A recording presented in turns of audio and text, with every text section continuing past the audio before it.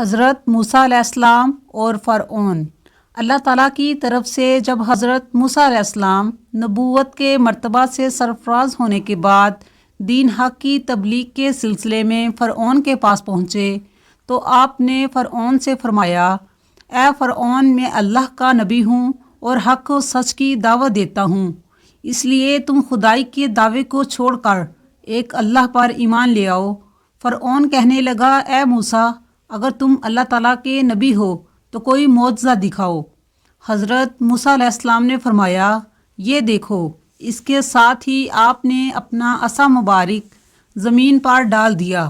وہ عصا مبارک زمین پر آتے ہی ایک بہت بڑا اژدہا بن گیا جو اپنا زرد رنگت والا لال منہ کھول کر زمین سے 1 کلومیٹر سے بھی زیادہ اونچائی تک اپنی دم پر کھڑا ہو گیا۔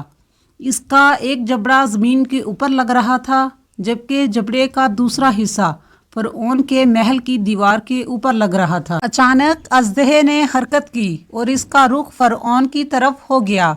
فرعون نے یہ منظر دیکھا تو دہشت زدہ ہو کر اپنے تخت سے کود کر بھاگ پڑا۔ اژدہے کا رخ فرعون کی طرف تھا۔ فرعون لگاتار بھاگتا ہوا لوگوں میں گھس گیا۔ اس پر اس قدر بھگدڑ مچی کہ ہزاروں آدمی ایک دوسرے پر گر کر کچلے گئے اور مارے گئے۔ فرعون ڈرتا ہوا گھر داخل ہو گیا۔ اس نے چیخو پکار شروع کر دی اور کہا، موسیٰ، تجھے اس کی قسم جس نے تجھ کو نبی بنایا، اس کو پکڑ لو۔ چنانچہ حضرت موسیٰ علیہ السلام نے اس کو اٹھایا تو وہ اژدہا پہلے کی طرح عصا مبارک بن گیا۔ یہ معجزہ پاک دیکھ کر بھی فرعون اللہ کی وحدانیت پر ایمان نہ لایا، نہ اپنی مشرکانہ حرکتوں میں لگ گیا۔